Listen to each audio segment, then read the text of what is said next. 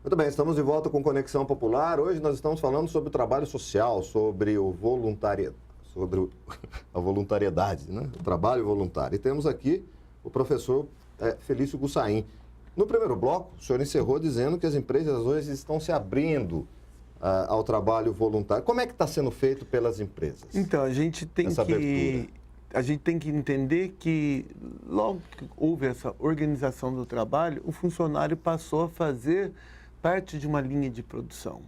Então, ele aperta um parafuso, pega um vidro, coloca no carro, e essa informação, essa atuação, ela é rotineira e sistemática. Certo. Então, o que tem de criativo no apertar parafuso, colocar uma porta, um vidro no carro?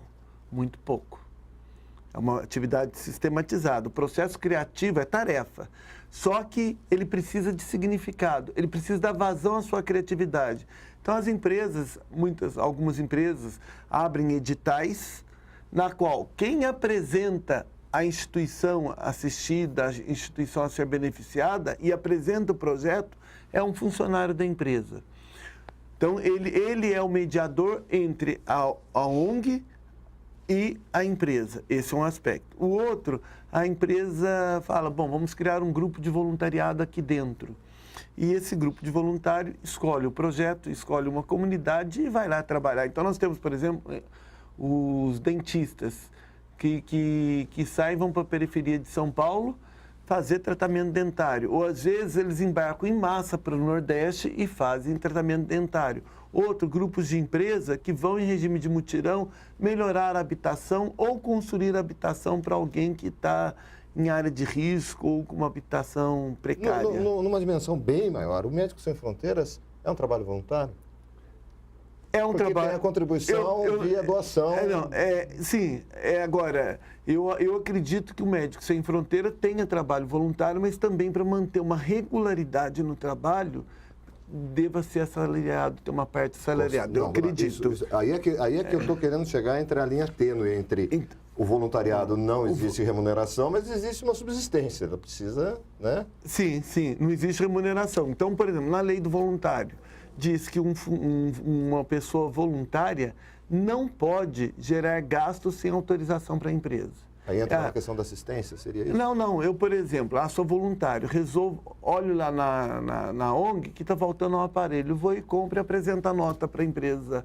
Isso não posso fazer. Aliás, teve muita polêmica com relação a ONGs, né, professor? Com desvio de dinheiro. Tem muito. ONGs na fachada, na realidade, no fato, é dinheiro no bolso. Tem muito, por exemplo, tem um filme que mostra muito bem isso. Quanto vale ou é por quilo?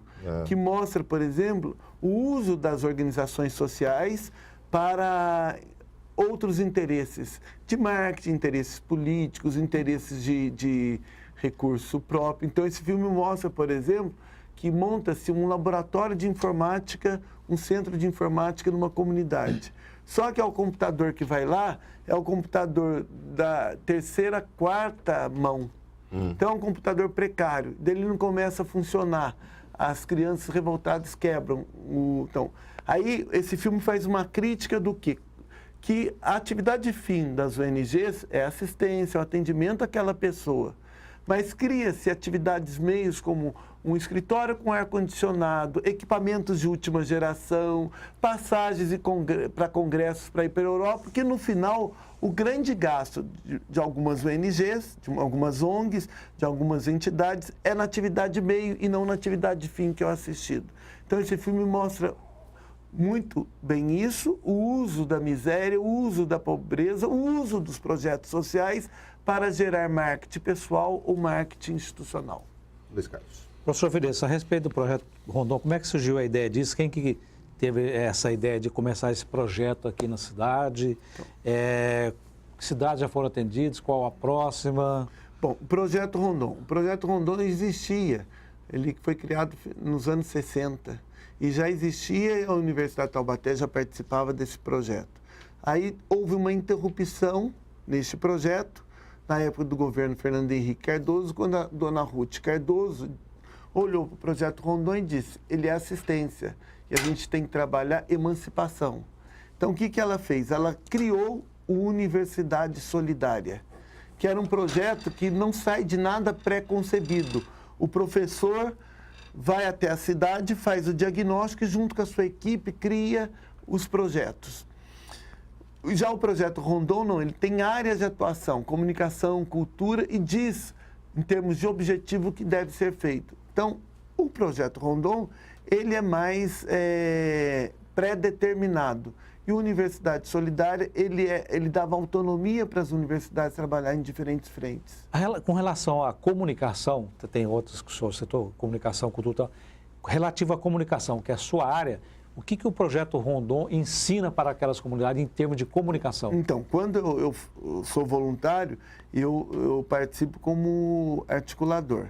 Agora, a comunicação é como ele acessa, como ele busca os seus direitos, trabalha oficinas de comunicação comunitária a partir da realidade local. Ah, não tem jornal, não tem rádio, então vamos trabalhar um jornal mural?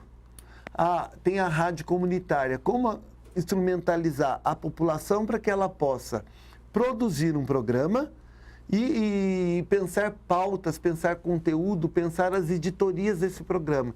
Então, a gente trabalha essas oficinas, trabalha a comunicação como forma de mobilização de comunidade, de articulação, isso no aspecto da comunicação. Então, tem um episódio muito interessante que nós fomos para Cabrobó. Cabrobó era uma das cidades mais perigosas do Brasil. É um grande laboratório social. Lá tinha plantio da maconha. Estado, que estado que é? Pernambuco. É onde começa a transposição do Rio São Francisco. Tinha conflito indígena.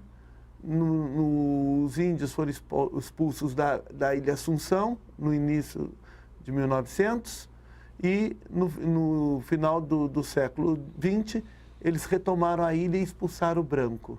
Então tinha esse conflito.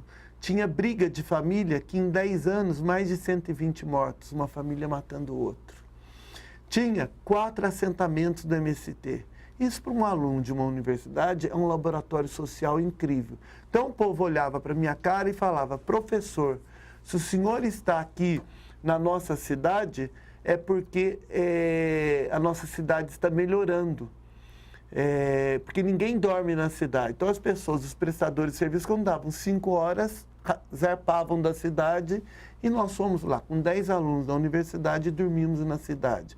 Então, nesse assentamento, no assentamento Jiboia, um assentamento do Sem Terras, nós fomos trabalhar lá. Bom, vamos trabalhar cidadania. Então, nós temos uma dinâmica. O assentamento Jiboia que temos, um olhar para a realidade, e o assentamento Jiboia que queremos. Aí, o que eles podem, por si, dar provimento e gerar planejamento e desenvolver ações.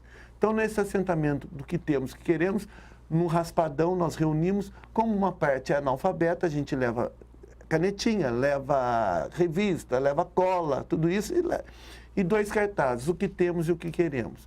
Aí um colocou a bandeira do Brasil no que temos e a bandeira do Brasil no que queremos. Uma senhora colocou um caixote no que temos e um sofá chique no que queremos. E a gente parte que para a pessoa poder se emancipar, ela tem que ter domínio da palavra. Ela tem que falar, refletir e verbalizar e fazer com que o outro, entrar em diálogo com o outro para ter transformação.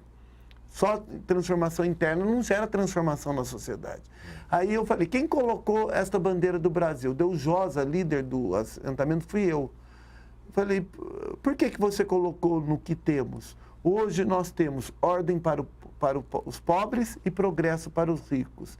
E por que você colocou no que queremos? Nós queremos ordem para os ricos e progresso para os pobres. Olha que visão politizada, cidadã emancipada. E esse caixote aqui, falei, essa mulher está alienada, um sofá chique. Falou, é que eu recebo as visitas na minha casa sentada num caixote. Eu queria um sofá para poder as pessoas poderem sentar. Não precisa ser chique como esse.